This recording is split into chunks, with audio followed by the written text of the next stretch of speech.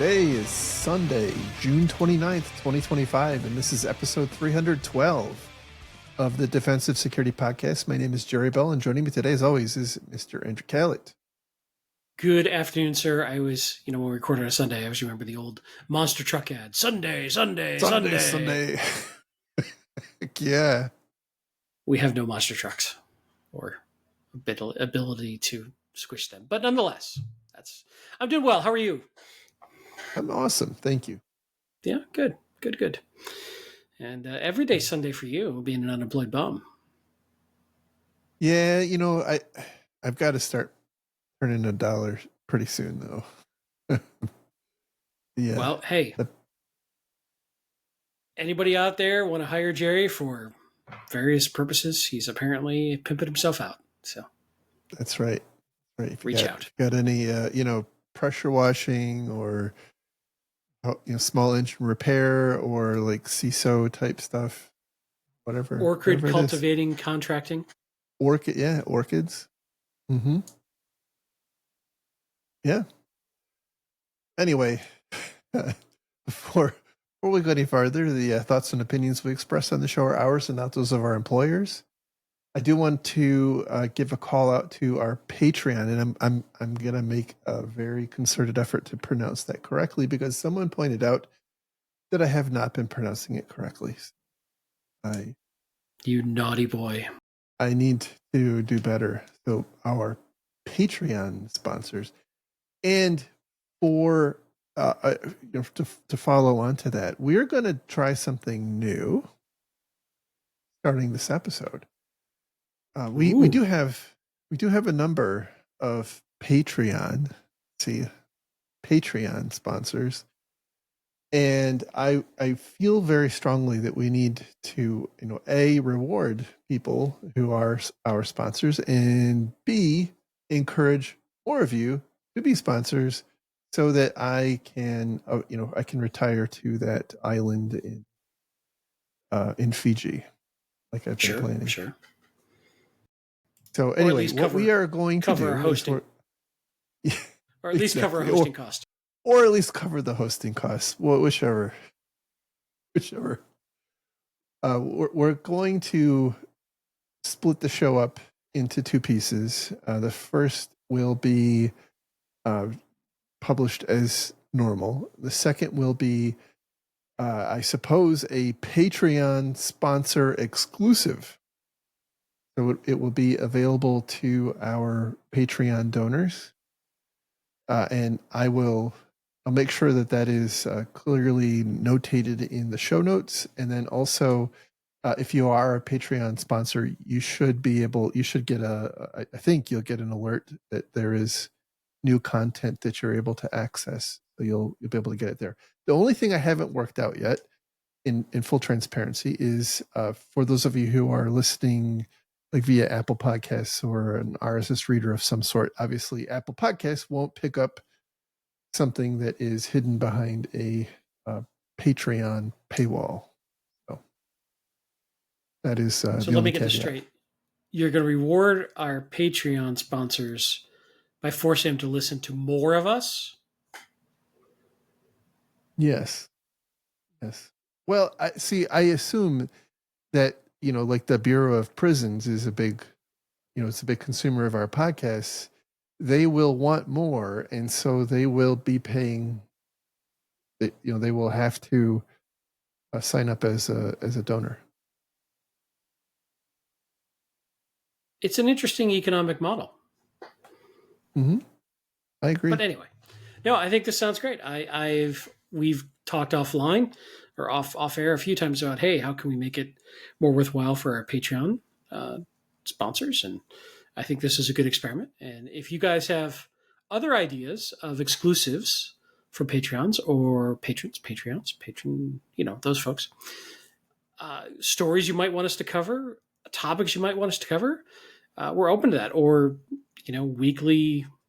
monthly conference calls or something. We're kicking around ideas. You guys tell us what would be useful for your contribution to our humble little show that you would like to hear back from us. So drop us a line, info@defensivesecurity.org, or on YouTube or wherever you find us, on the Twitters or on the Mastodons or wherever it is. Let us know, if you're a patron, how we can better engage with you and provide more relevant content for you. Thank you. Well said.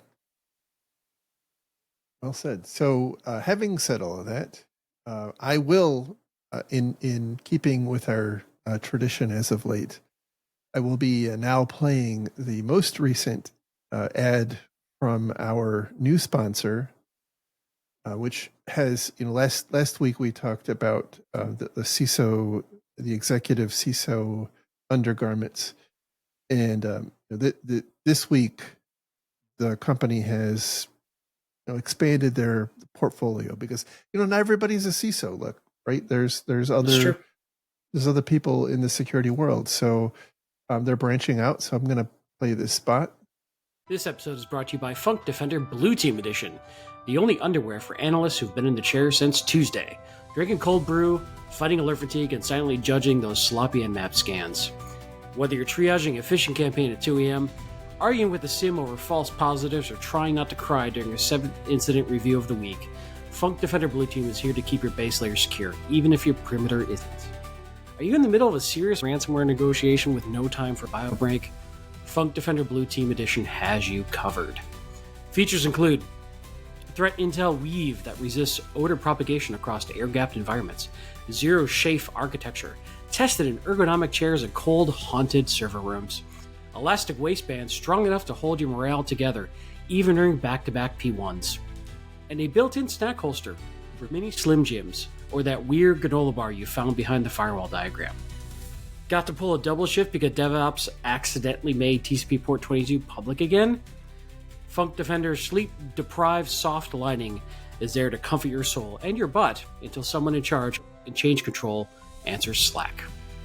Use promo code Defend the Drawer to get 50% off your first pack, plus a free pair of burnout-proof socks and a sticker that says, "My detection rules are tighter than my threat model." You might not win praise, you might not get sleep, but you'll still have the one thing the adversary can't touch: cleanish, tactical-grade underwear. Funk Defender Blue Team Edition, because breaches are inevitable, but Swamp Crotch isn't. And there you go. So hopefully that inspires you to go out and get some new undies.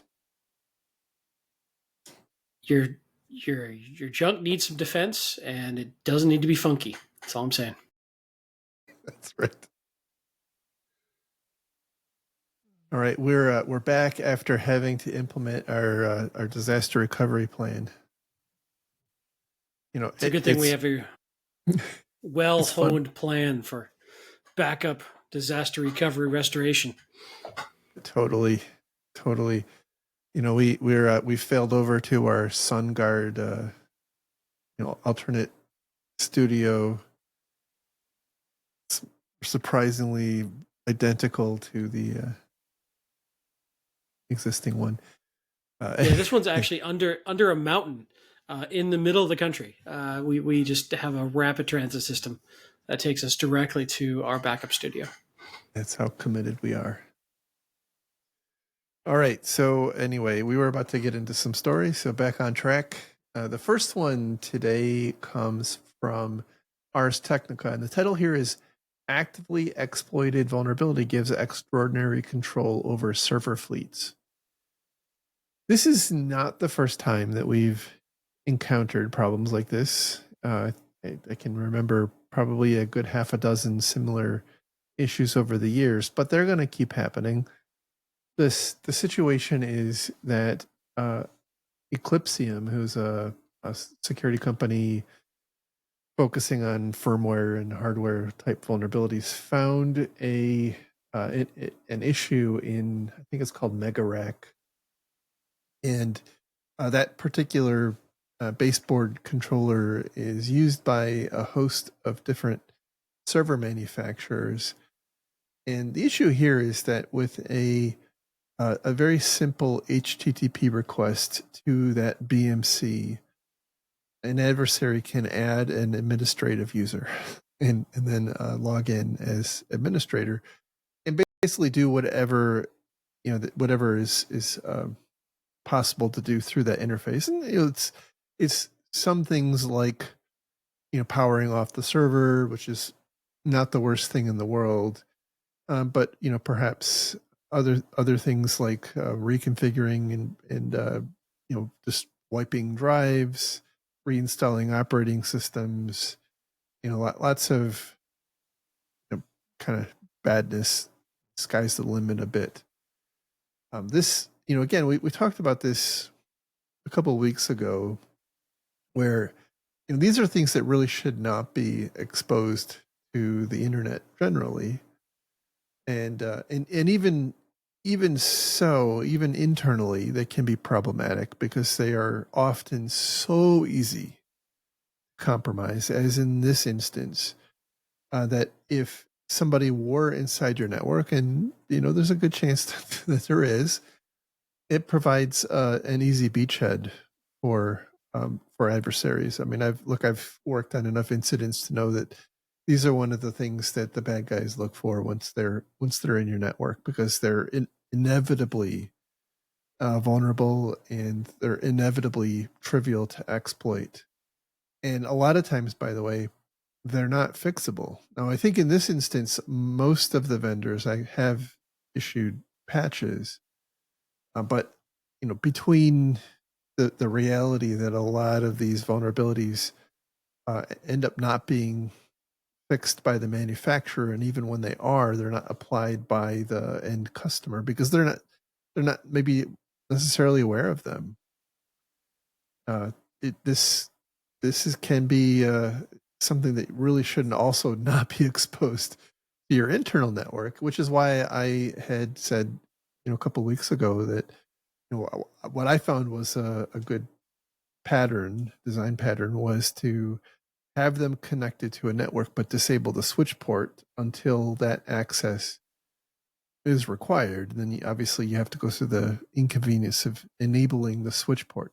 Now, I know that there are, and by the way, like I have personally a little mini fleet of systems at a hosting provider that have their Dell servers that have their BMC exposed to the internet, and there's really nothing I can do about that. Like that's kind of by design, and so there are edge cases where you just can't avoid it, but to the extent you can, they really should be kind of turned off. My view. Yeah, this is a personal pet peeve of yours. Pet peeve kind of minimizes it a little too much, trivializes it.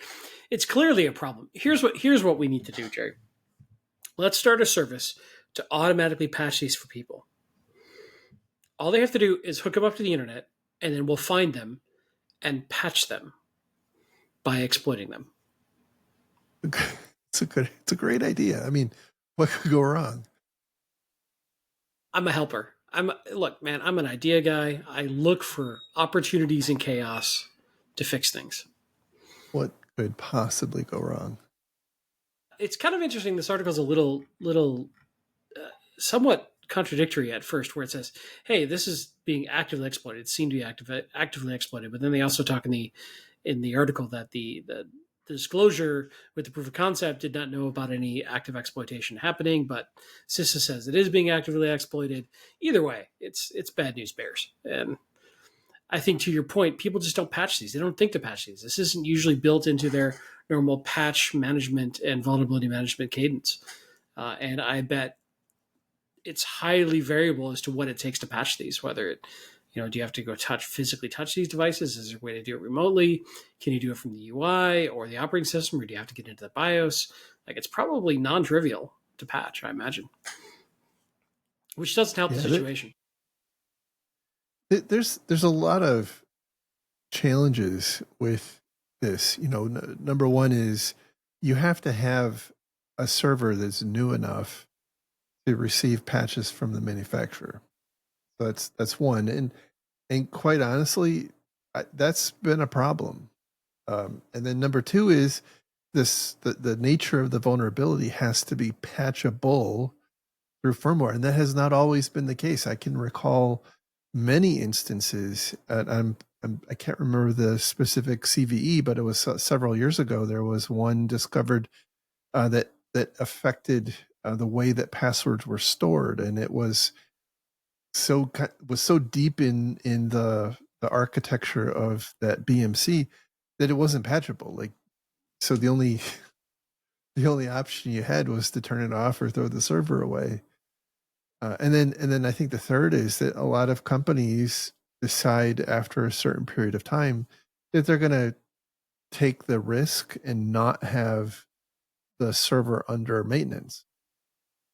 And so, which, I've often been critical of companies not having their firewalls under maintenance because, there's obvious issues with that. But, this is perhaps an edge case where, it's not just about the ability to get a replacement server if it dies, which I think is what a lot of people, are judging that decision whether or not to extend maintenance.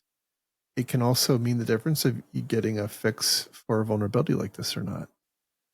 So Yeah, and to be fair to the manufacturer, there's a certain amount of time that they're going to maintain support on these devices, right?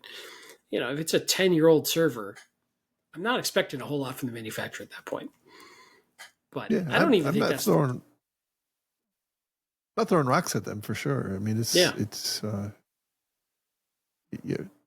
have a life cycle, and right. And generally, by the way, the life cycle when you buy the server. I think I guess the issue for me, and issue might not be conveying my thought in the right way, is that it stands in contrast to other things that we encounter in the IT ecosystem. Whether it's Windows or Linux, if you have an out of date version of Linux and there's no more patches for it, well, you can upgrade to the latest version of Linux, and that is typically always backwards and forwards compatible. And that's true of your database server and your application software. And it's just broadly the case, but that's not the case in these, some of these firmware products. So it's just a different beast than we're normally used to dealing with. Yeah, I would agree. And I would also say that availability of the patch is not the problem here. No, almost certainly not. Even with patch availability, people are not patching. So, yeah, and I think there's a lot of reasons for that. I don't know that a lot of companies think to go look for this. A lot of, right, wrong, or indifferent, a lot of organizations run vulnerability or run patch management programs, and that patch management program is based on what their vuln scanner tells them they need to fix. And most often that is done with agent-based scanning. Well, there's no agent that runs on your BMC. And so if there's nobody smacking you on the back of the head saying, hey, go check out Supermicro's website every now and then to see if your model has a BMC firmware update, then it probably doesn't happen. There are a lot of other scanners that do network-based scans that try to fingerprint as best they can, just based on what's coming back from whatever ports are open on that interface. Again, that's a whole other kind of. I feel this comes back to good asset management anyway, knowing what's out there and knowing the components of what's out there and having some mechanism to follow. I don't know if there's any asset management tools that integrate this sort of thing, but it seems like that would be handy. Yeah. Hey, you've got a server out there that we picked up a feed that says it needs an update, regardless of your active scanner, you've got a passive feed based on asset management. But again, this is asking a whole lot of maturity that we don't often see around this issue. So for sure. It's, it's not the most pressing thing ever relative to all the other baloney that's going on in the security world, but it can trip you up, especially if you have these things exposed to the internet, which they really shouldn't be. You know, it's a possible avenue for a bad actor to gain a foothold if they end up inside your network, but it's not going to be the point of entry if you're if you're protecting those from the. Indeed. All right, so our next story comes from Bleeping Computer. This is, I think we talked about this briefly when it first happened. This is a follow up. The title here is "Man Pleads Guilty to Hacking Networks to Pitch Security Services." This is an example of what not to do. There's a guy named Nicholas Michael Kloster. They always have 3 names. Isn't that the case for presidential assassins? They always have 3 names. Isn't that the they joke? always have 3 names. Not saying this guy's assassinating any presidents here. Let's just be clear. It's just I think that's what you're referencing. I think most people, at least in the U.S., have 3 names, and I think it's when the news refers to them in the context of some criminal proceeding, they always use all 3 names rather than just like the first and last. It's like when your wife uses your full name, you know you're in trouble. You know you're in trouble.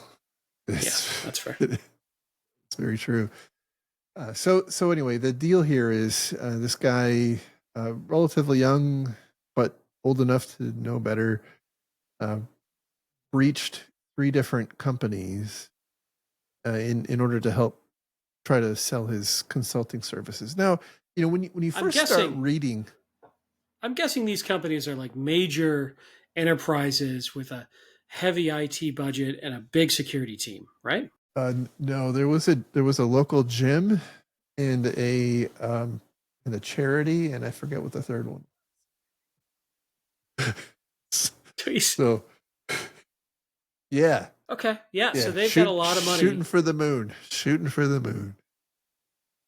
Sorry, go on.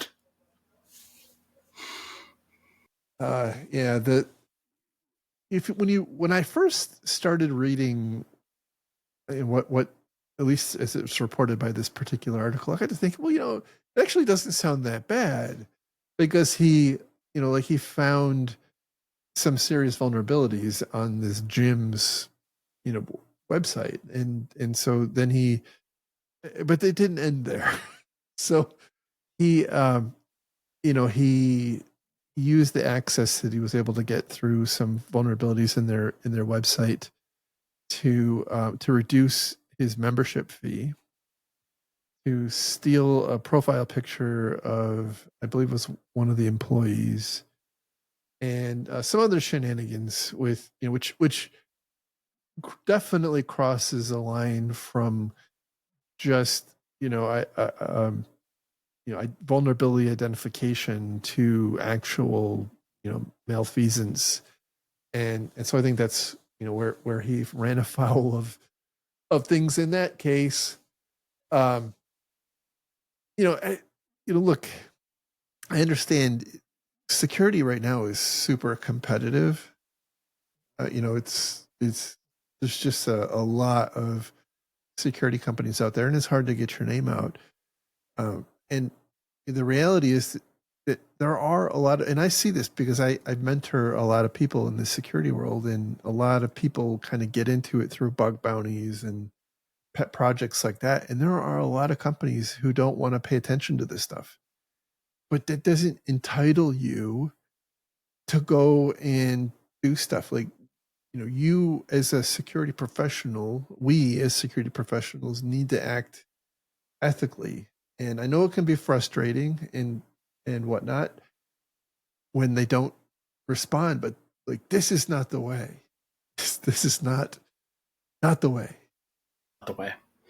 Yeah, so apparently he also got access to a camera, a security camera that was wide open. So again, the company clearly was not, these companies were not spending a lot of time and effort on their IT stack.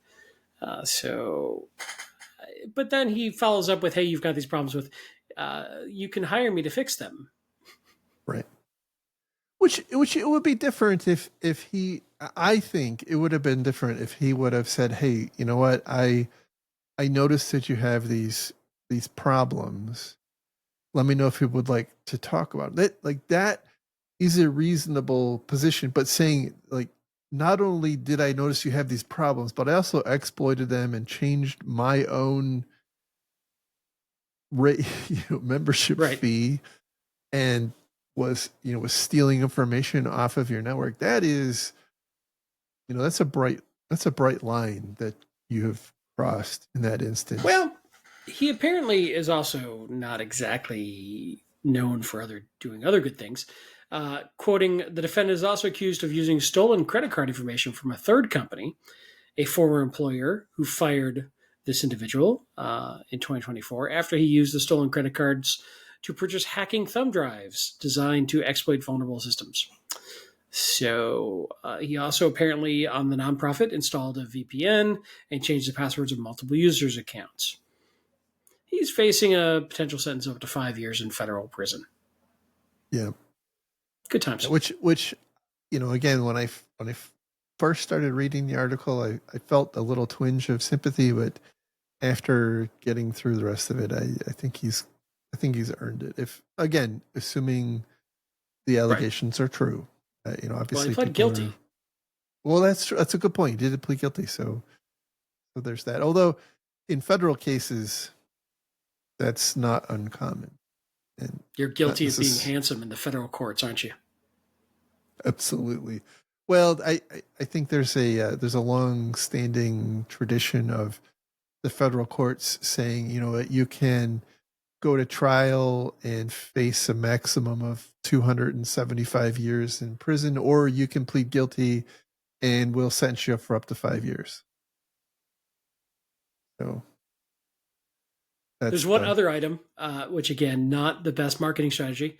Apparently, the defendant also posted a screenshot on social media of the gym security camera, the system that he had quote unquote hacked into, indicating he gained control over it. Again, not good marketing strategies. If you're trying to do some security consulting, take a note.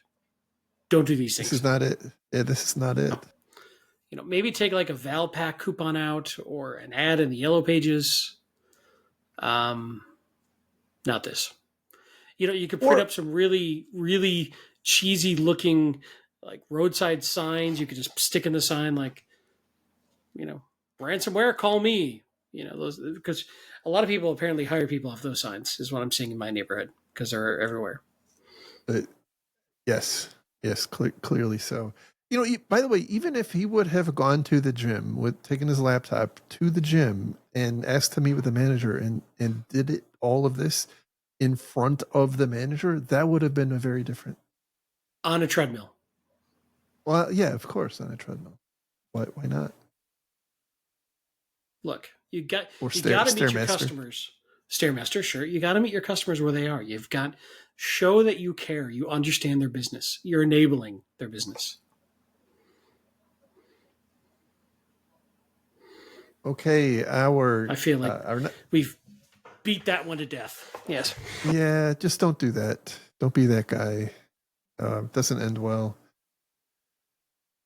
And I just one last thing on that. I know that right now there's a glut of people entering the industry, and I don't think there's enough jobs to go around personally.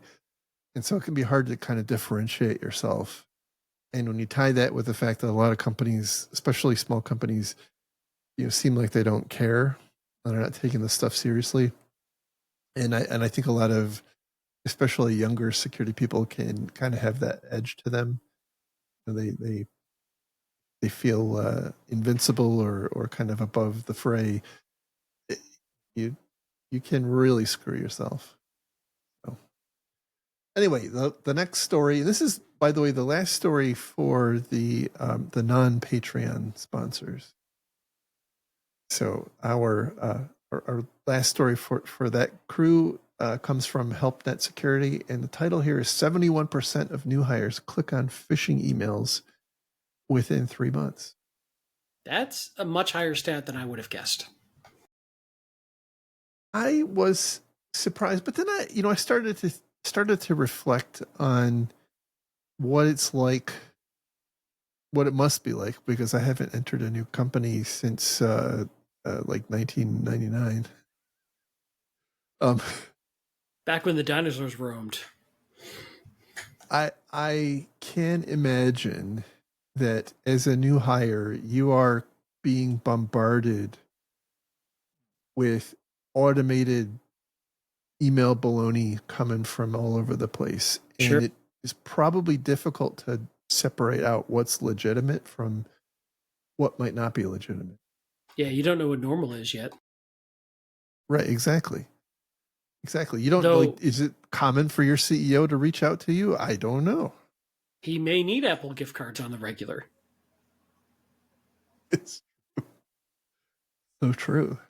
Though back in '99, the last time you joined a new company, I mean, you were getting phishing attack tests in punch cards, if I recall correctly.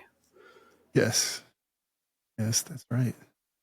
Right. If you Actually, youngins don't get that joke, look it up. so funny story. You know, shortly because you were the one that hired me. And I'm sorry. It's my fault. It's been a rough ride since then. All downhill. All downhill. So shortly after I joined that company, just recall who was sitting at the reception desk. Yes, I Okay, recall. very, um, very easy to look at young lady, right? Um, clicked on and launched the I Love You virus. Okay. So And you for may have those to of you, describe what that is. Yeah. so the I Love You virus was one of the first kind of mass mailing viruses that really went viral, I guess is the kids would call it these days. But it was a self-replicating, not in like the malware sense of the word, but it would would send a copy of itself to everybody in your contact list.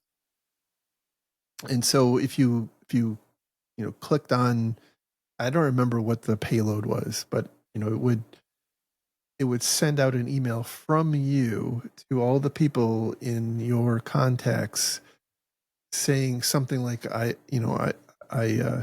been ashamed to admit this, but I need to tell you that I love you. And then it had a link if you or an attachment that I think was supposed to be like a love note, and you open it in turn sent one from you out to your list. And so that kind of ran like wildfire. And that was shortly after I joined. So I don't know how long she had been there when that happened, but I can certainly see how that could happen. I know that, in my last company, and I suspect many companies are the same, like there's an absolute pant load of automated emails from your HR systems, Sure. from your sales systems, from your intranet, from your ID management system, from this system, from that system. And just don't know, you're not acclimated to know what to look for, what not to look for. So it makes me wonder, by the way, if adversaries, how attuned to this reality adversaries have been. Like, are they focused on finding people, for example, on LinkedIn who have only recently started a job and then focusing their spear phishing attacks on them? And if they're not, I'm guessing after they read this report, they probably will be. I will say for my anti-phishing reports that I get from my email security tool, new users get malicious emails pretty quick. So somehow, some way, bad actors find out about new employees pretty quick. Usually within a week or two, we see folks who are just joined that our email security tools are catching some sort of malicious email being sent to them. And for a history lesson, I just happened to look it up while we were talking. The I Love You virus, love bug or love letter, the attachment was loveletterforyou.txt.vbs. So There we go. Visual yeah. Basic script. Yep. Yep. And typically, most of the settings for Windows would hide the extension of a known file type. So it just looked like loveletterforyou.txt, which is text file. So Visual Basic script, it launched against your Windows address book used by Microsoft Outlook and it spread to over 1 million computers on May 4th and May 5th of the year 2000. And it was coded by a student at the AMA Computer College of Philippines. And at the time, he was poor and struggling and thought that internet access was a human right. And he did this to basically, it looks like, protest. Clearly served its purpose. Well, I'm sure it created a lot of awkward conversations, much like you and the young lady who was a receptionist at your new job. And I mean, I brought flowers. I saw, yeah. Yeah. And how was his sexual harassment training after? Was it pretty good? Well, as I recall, by the way, there was a widespread sexual harassment problem at that company. Yes. So In I don't know fact, that boy, training was. There's a lot of stories from that company. It was the .com era, folks. Let's just say that Jerry and I were too low level. We did not 26 participate in the years ago. cocaine in the office and the VPs and the CEOs sleeping with other executives. We were just lowly engineers, not in the know at the time. Totally. We were told we were on the rocket ship. We were under. We're underneath. But that's okay. It's quite all right. Goodness. So yeah, the other findings in this article from a report states that in addition to the 71% of new hires falling for phishing, new hires are 44% more likely to click on phishing than experienced staff, and that is people that have been there for more than 90 days. And there is a 30% drop with targeted training. That surprised me. Yes, that is. That is pretty impactful. We often, at least I do, sort of am skeptical of anti-phishing training, but that's a pretty interesting stat. I wonder if there's also some correlation of time and seat, that it takes time to get through the training. Maybe that's also giving you more knowledge about what's normal and what's expected. I don't know. That's a really interesting stat, unless it's from a company that sells anti-phishing training. But either way, it's a very interesting stat that tells me maybe there is some value. In general, kind of riffing off this for a moment, I think I go back to the stance that I've taken many times in this show, which is we need to set our users up for success, and that even if they do click on a phishing attack, it isn't a fatal outcome for the company or a really negative outcome for the company. So I'm not a big believer in putting all my eggs in the training basket, but if it helps, great. But I also want to limit the damage that can be done when somebody is a victim and ultimately is tricked into clicking on something they shouldn't. Yeah, I think I've mentioned this before. I think that a lot of, especially senior executives, view people as it pertains to phishing as like, deterministic state machines, like a firewall where it will always pass or always block, an email that looks a certain, has a certain set of attributes. And that's just not the case. It will depend on what time of day you get the email. Is it before lunch or after lunch? Is it, when you first wake up? Is it right before you're leaving on vacation? There are a lot of factors that go into the susceptibility of people. Even the same person and their likelihood of falling for a fish is just going to change over time, even within the same day. So yeah, I have had instances where an employee fell for a legitimate phishing attack, and it resulted in a security incident. And that, the senior executive over that area, after finding out that this person had taken the required annual phishing security awareness training that included phishing training, wanted to fire the person. Wow. and I laid on the tracks. Like that is not okay. That's wow. That's yeah. I have trouble with that. Not This okay. is someone who's the victim of a social engineering. It's a psychological based attack. This is, although I Yeah. do think deterministic state machine is a great name for like an industrial electronica band.